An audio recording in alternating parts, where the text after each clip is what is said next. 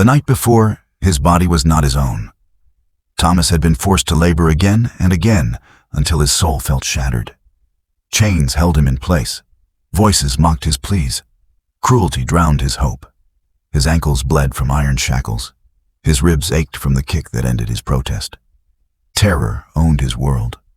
But even the darkest cage has cracks. That night, when a fire broke out in the mill owner's storage barn, the gate to the workers' quarters was left unlocked. The chaos of flames became his one shot at escape. He ran limping and desperate.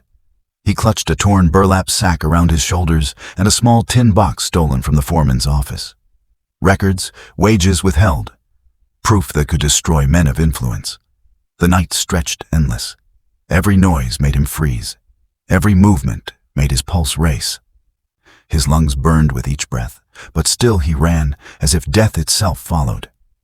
Hours crawled by. The sky shifted from black to gray, then to pale blue.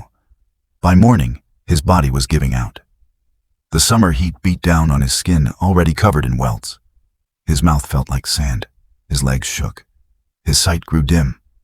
He had no direction, no destination, no sense of where to go. Only the refusal to die in that mill.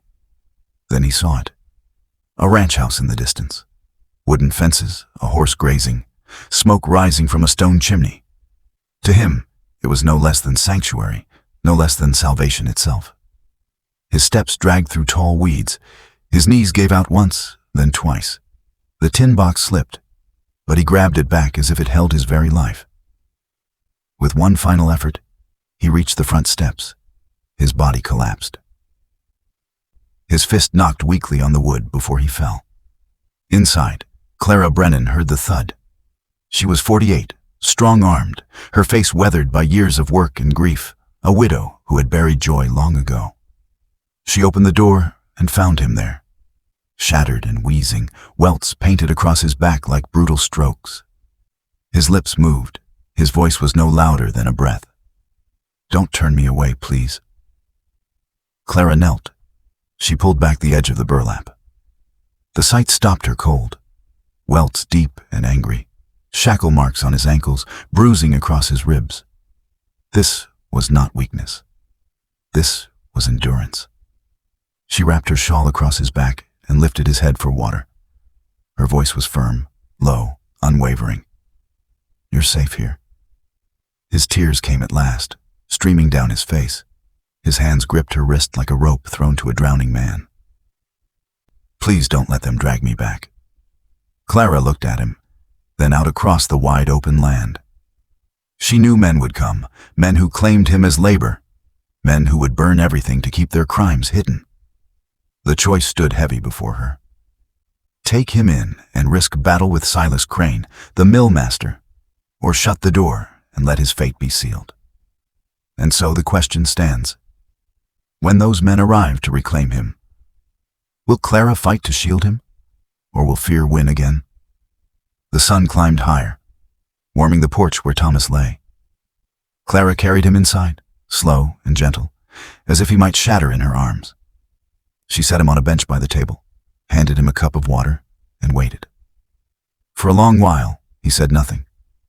His eyes kept darting toward the door, toward the window, like a rabbit expecting hounds. Clara busied herself with the stove, stirring a pot of chicken broth that had been simmering since dawn. The smell of herbs and vegetables filled the small room.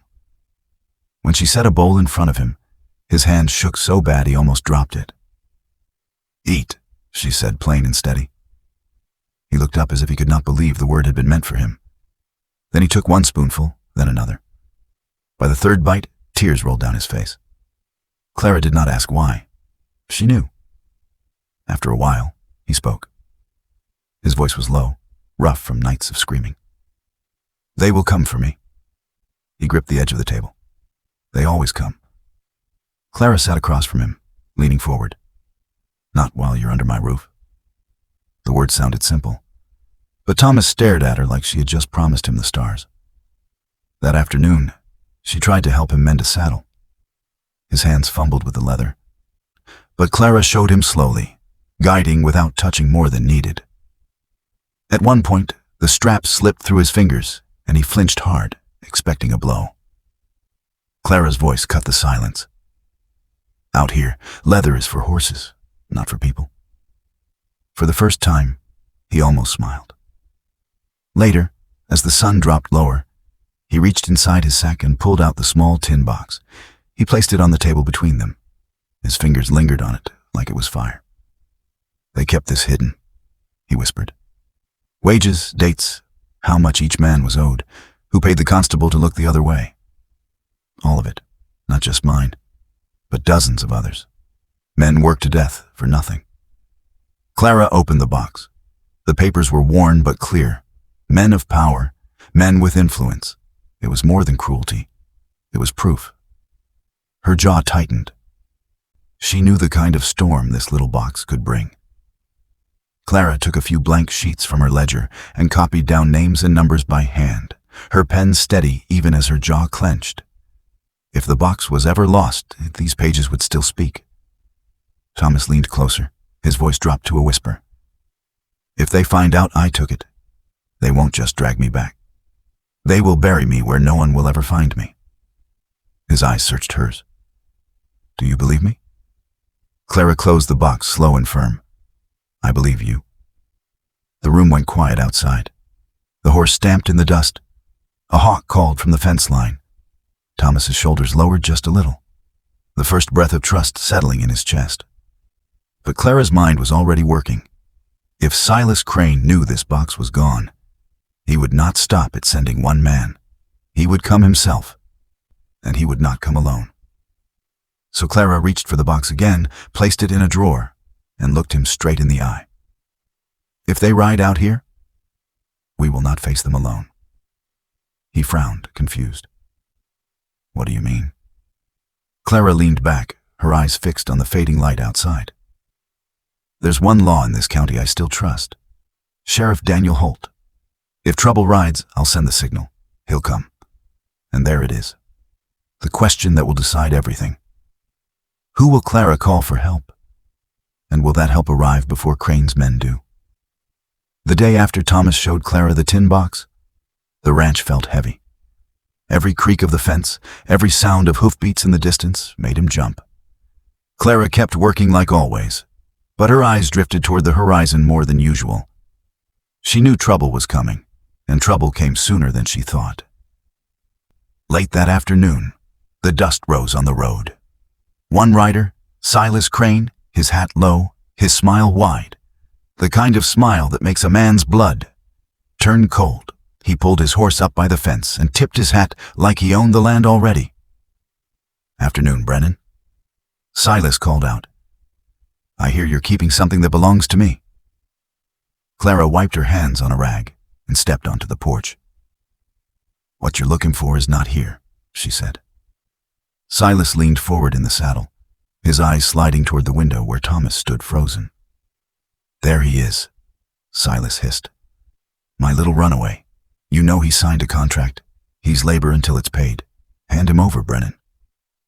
Or I'll have the law on you. Silas yanked a crumpled paper from his coat, waving it like it was holy law, though the ink was smudged and the seal half torn. Clara stood firm. Clara glanced at the paper and saw the seal broken, the ink smudged beyond reading. It was nothing more than a scare tactic. This ranch is mine. Nobody is property under my roof. Silas's grin faded. He swung down from his horse and stepped closer.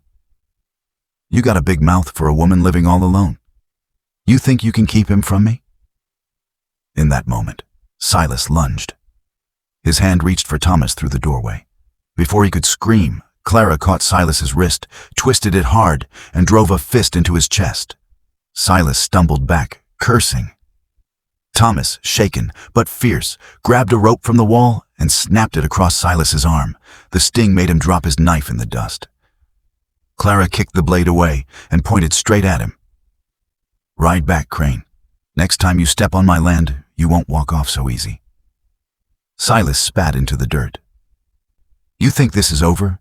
You just bought yourself a war. He mounted his horse and rode off, the dust trailing like a warning. Thomas's knees nearly gave out. Clara steadied him, her face calm. but her jaw tight. She knew Silas would return and not alone. The storm was only beginning. Now, if you're gripped by this moment and want to see how far this storm will reach, hit subscribe and stay with us, because what comes next will decide not just Thomas's fate, but Clara's too. Next time, Silas will return with more men, and Clara will need help from someone she has not called on in years, the sheriff. Will law and justice stand with her? Or will the ranch fall before the fight even begins? The sun dropped low and painted the ranch in orange light. Thomas sat by the window, clutching the tin box like it was the only thing keeping him alive. Clara walked the fence line with slow steps, scanning the road. She knew Silas would not let today's fight go unanswered. As night settled in, the sound of horses carried on the wind. Not one this time, 4. Silas and 3 rough men rode up, faces hard, rifles across their saddles. They did not come to talk. Clara stood firm on the porch. Thomas hid behind the doorframe, his heart racing so loud he could hear it in his ears. Silas swung down and smirked. "Told you I'd be back, Brennan. And this time you'll hand him over or we'll burn this place down." Clara did not answer. Instead, she lit a lantern and raised it high toward the old water tower. A small flash answered back. The signal had been seen. Help was coming. Minutes later, the sound of more hooves rolled through the night. Sheriff Daniel Holt and 2 deputies rode in fast, rifles ready. He slid off his horse and strode forward, coat sweeping behind him. "Evening, Crane. You picked the wrong ranch." Silas cursed, but Daniel raised his hand. "You've been warned before. Now I see you with witnesses, weapons, and threats. That box you're chasing will speak louder than your lies." The standoff cracked when one of Crane's men lunged. Clara stepped forward, blocked the blow, and shoved him into the dirt. A deputy tackled another, wrestling his rifle away. Silas grabbed Thomas's arm, yanking him forward, but Thomas snapped the rope across his wrist. He howled and dropped his pistol. Clara kicked it aside and locked Silas down, Daniel pressing cold iron cuffs on his hands. "You're done, Crane," Daniel said, his voice like steel. "Tonight you face charges of assault, abduction, and extortion. And tomorrow, the judge will see the box." The men were bound and dragged toward town, cursing into the dust. The ranch grew quiet again. Thomas stood trembling in the porch light, his breath unsteady. Clara touched the brim of her hat and looked at him. No words needed. For the first time in years, he felt like the ground under his feet was solid. But even as Silas was taken away, one truth gnawed at him. That tin box carried more names than Crane's. Names of men in power, men who would not go down easy. And that leads us to the next part. What happens when the law itself is forced to face its own dirty secrets? The dust settled after the fight. The ranch stood quiet again, the only sound the steady breath of the horses tied at the fence. Thomas leaned against the doorway, his chest rising and falling, his eyes following the men as the sheriff dragged them toward town. For the first time since he fled, he was not running. He was standing still, and he was safe. Clara stepped closer, her voice low. "You can breathe now? They're gone." Thomas nodded, but his tears fell fast. They were not tears of fear this time. They were tears of release, of something long buried breaking free. At dawn, he walked into the yard with the old burlap sack in his hands. It was torn, filthy, a symbol of shame that had clung to him like chains. He washed it in the trough until the water ran clear. Then he hung it on the fence post where the wind could claim it. His voice was steady. "I don't need to hide behind this anymore." Clara watched from the porch, her hat in her hand, her eyes so often stern, now softened. She had carried her own losses for years. But in this moment, she knew life could still give back. "Stay here if you want," she said. "This ranch can be your home too." Thomas turned, the morning sun catching his face. For the first time, he smiled without fear. He walked to her, his hand finding hers. It was not just gratitude. It was trust, maybe even family. born in the harshest soil, but alive all the same. The story of Thomas and Clara reminds us of something bigger. We all carry scars. Some are seen, some are hidden. But scars are not the end of us. Sometimes the right hand reaching at the right moment can change a life forever. So here's the question for you. If someone broken and afraid came to your door today, would you turn them away, or would you be their shelter? And when the storms of life ride against you, will you stand, or will you let silence speak for you? If this story touched you, give it a like. It helps more than you know. And if you want more Wild West tales that stir the heart and bring lessons worth keeping, make sure you subscribe right now and join us for the next ride. Because out here on the frontier, every choice, every fight, every act of mercy writes a story worth remembering.